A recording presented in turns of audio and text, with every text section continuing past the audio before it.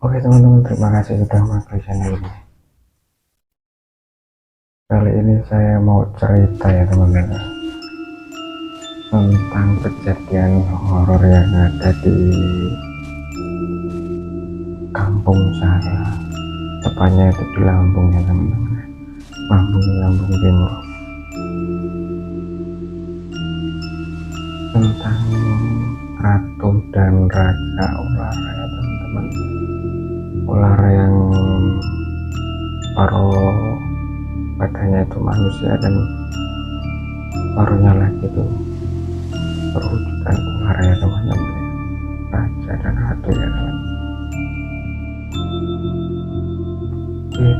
Itu awal mulanya itu ada seorang anak kecil perempuan itu yang sekitar masih kelas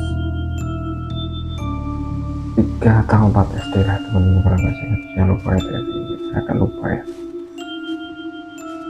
Itu awal mulanya itu dia sering jajan di warung ya teman-teman. Kalau di sini dulu itu warung-warung kecil yang juga jualan jajanan yang kayak ciki-ciki gitu ya teman-teman. Nah di situ si adik perempuan ini yang bisa kita sebut namanya kita samarkan ya teman-teman, namanya itu kita panggil saja itu si Yuni ya teman-teman. Nah si Yuni itu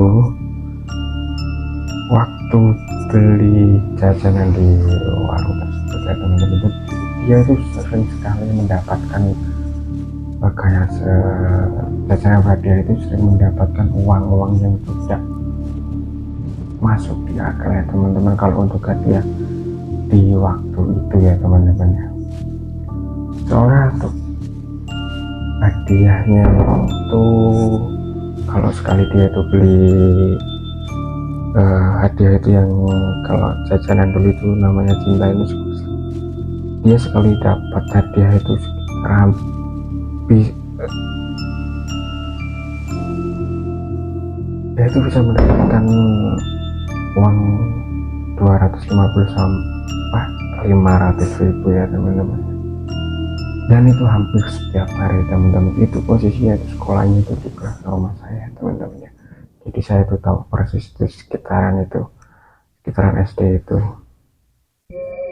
Nah setelah SD itu ujung dari kayak jurang ya teman-teman. Sebelah itu jurang, cuman perbatasan ada batasnya pagar, tapi pagarnya tembok. Cuman pagarnya itu tingginya sekitar 1 sampai 1,5 meter lah teman-teman itu ya.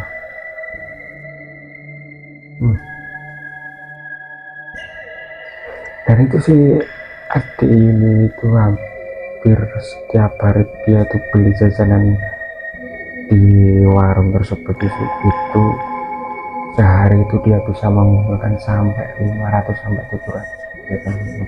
Itu total hadiahnya ya teman-teman, sampai dia jajan 1 minggu itu bisa beli sepeda ontel ya teman-teman. Sepeda ontel itu yang kalau dulu itu kisaran itu harganya itu sekitar 1 jutaan lah teman-teman, 1 jutaan. Nah pada siang hari, tepatnya itu sekitaran udah hampir 1 bulanan lah dia beli jajanan itu, dia dapat hadiah itu, dia ketemu sama si raja ular itu ya teman-teman. Bahkan dia sempat ngobrol-ngobrol ya teman-teman.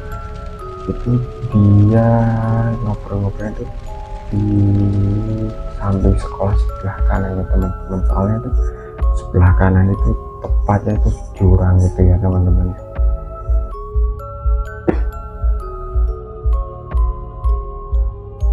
Nah jurang itu dalam, bahkan itu orang dewasa itu belum tentu berani masuk ke dalam itu ya teman, soalnya ini terkenal angker ya teman-teman. Nah terus dia waktu diajak ngobrol itu sempat dia dililit sama ular itu di bagian badannya teman-teman, bahkan dia sampai diajak ya teman-teman, diajak ke alamnya maksudnya teman-teman. Nah, sampai pada terus dia itu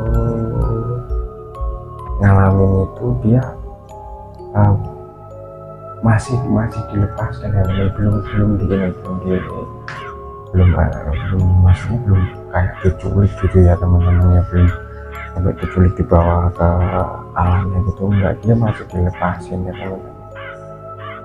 Soalnya dia itu kayak ada simbah yang kayak orang pintar ya, untuk itulah ya. Dia itu diberi bekal emang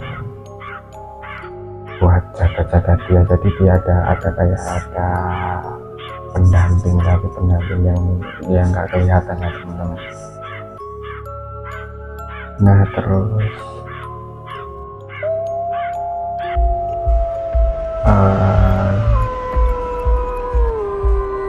nah si pendamping adik ini ya, pendampingnya Boy itu, dia ngomong sama si mbahnya si Yuni itu kalau dia ada yang mau ngajak ke alam lain, tapi kayak raja ular itu ya teman-teman yang ngajak gitu ya. Terus sampai si mbahnya Yuni itu datang ke tempat itu, ke jurang itu ya teman-teman. Jurang itu terus dia itu kayak negosiasi gitu lah, nego agar supaya ya si Yuni ini nggak dibawa ke alamnya, tapi kalau bisa ada penggantinya kayak kayak entah kambing lah, entah ayam yang cemani ya, yang hitam semua itu ya teman-teman ya, kalau enggak itu kepala kerbau dia mintanya ya teman-teman ya. Nah tapi sebenarnya itu dia nggak mau ya teman-teman, si raja ularnya itu nggak mau. Nah terus si raja ularnya itu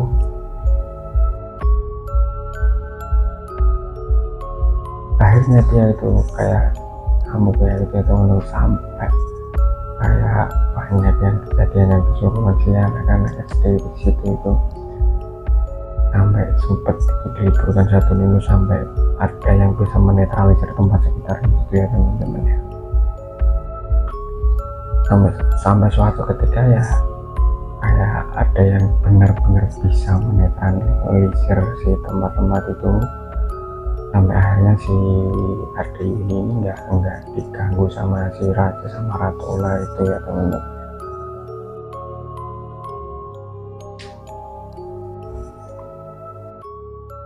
Nah ternyata ya teman-teman, setelah ditelusuri sama si orang pintar tersebut, ternyata konon katanya itu dulunya itu kayak itu si raja sama ratu ular itu emang kayak ada yang